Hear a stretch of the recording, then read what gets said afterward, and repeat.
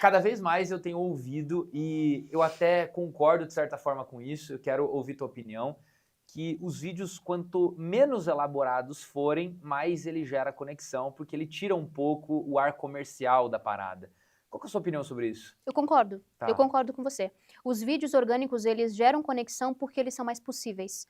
A pessoa bate o olho e fala assim, poxa, eu conseguiria fazer isso. Uhum. Essa pessoa não tá tentando me vender, ela só colocou a câmera ali e quer bater um papo, trocar uma ideia comigo. Aham. Lidando de fato como se o Instagram fosse uma mesa de um restaurante, uma mesa de bar e uma conversa. Uhum. Só que existem caminhos diferentes. É claro que a gente pode trazer um equilíbrio entre ambos conteúdos. A gente consegue trazer um extremamente simples para gerar essa conexão e mostrar que é possível ser magnético mesmo sem ter uma câmera, Aham. mesmo sem ter equipamentos mirabolantes, mas a gente traz esse conteúdo mais elaborado não só porque dá certo, mas é porque a gente é apaixonado por isso. Aham. O nosso trabalho dá trabalho, só que a gente Sim. escolheu ter esse trabalho. Muito bom. E a pessoa não precisa escolher Aham. fazer isso. Ela pode se encaixar isso na realidade dela.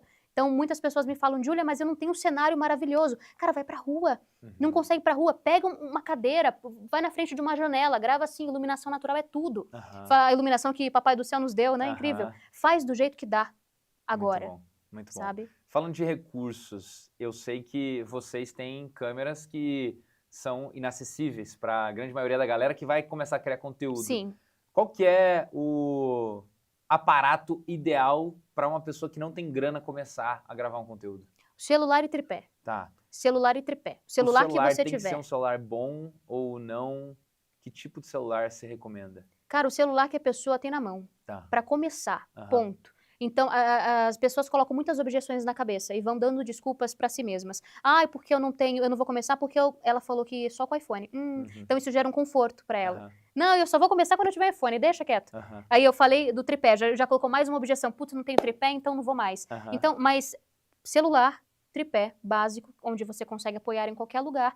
E depois eu iria para o caminho de investir em iluminação, Tá. porque muitas vezes não é a qualidade da sua câmera que é ruim, mas sim a falta de iluminação. Então ela é muito potente dentro de uma cena. E depois, se a pessoa quiser evoluir mais, aí sim entra numa câmera profissional.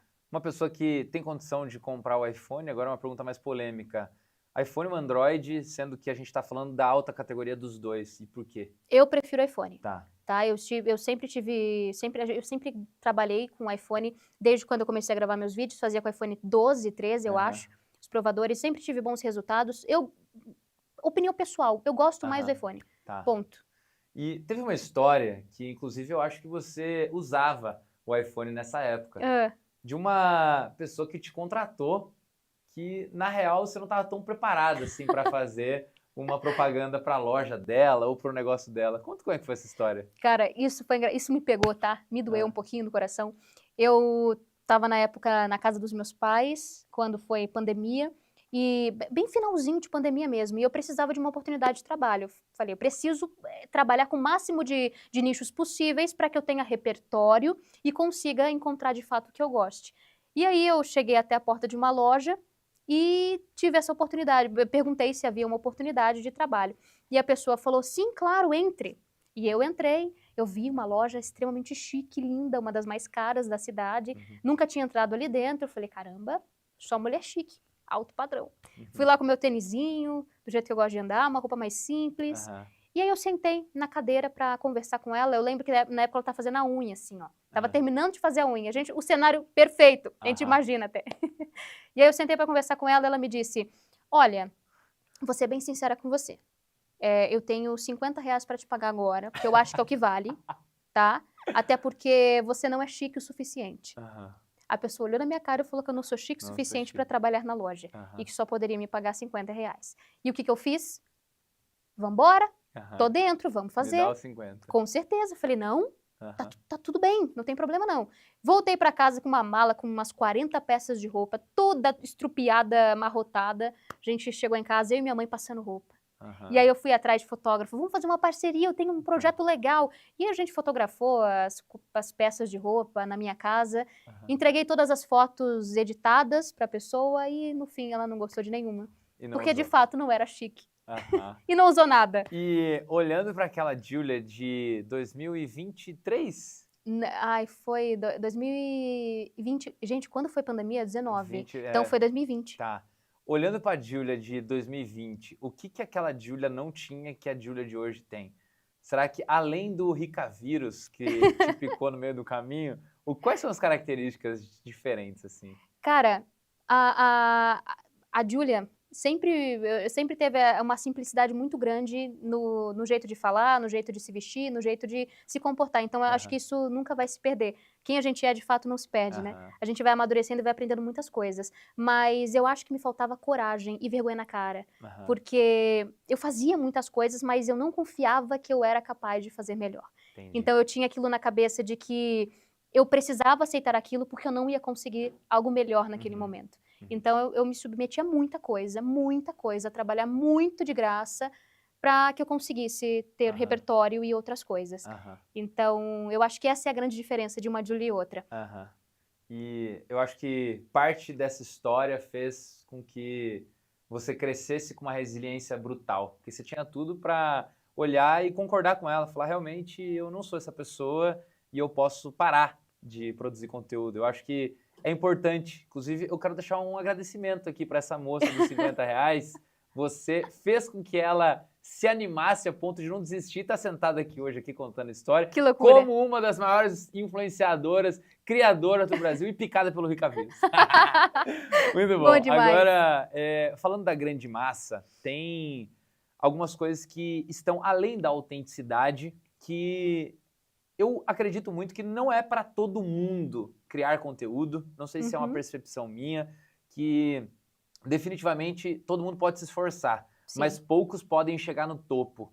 Além de autenticidade, o que diferencia uma pessoa que está no meio da multidão para uma pessoa que se destaca e é reconhecido, não só na venda do infoproduto, mas para influenciar qualquer tipo de compra?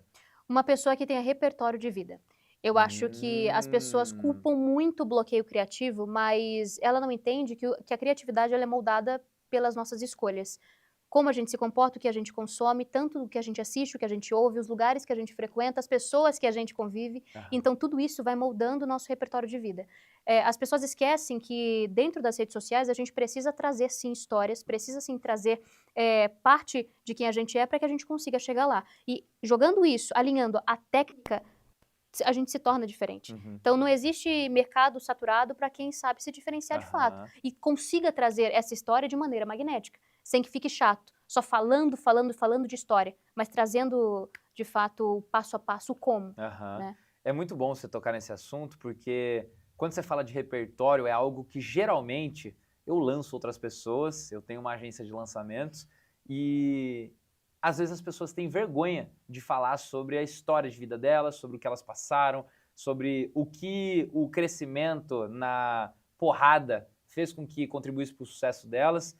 E isso me chama muito a atenção. Tipo, então, o canivete suíço de uma pessoa que se diferencia, ela tem autenticidade e ela também tem um repertório que é diferenciado, né? Eu acho que não é nem sobre repertório de viagens, o cara que tem um carro, que tem a melhor escola. Não, é um repertório do dia a dia, mas muito bem alinhado, muito bem definido. Exato. Falando de criação desse repertório, agora eu vou até mais profundamente, até para te provocar, porque eu tô aprendendo, tá, gente? Isso aqui tá sendo uma aula para mim.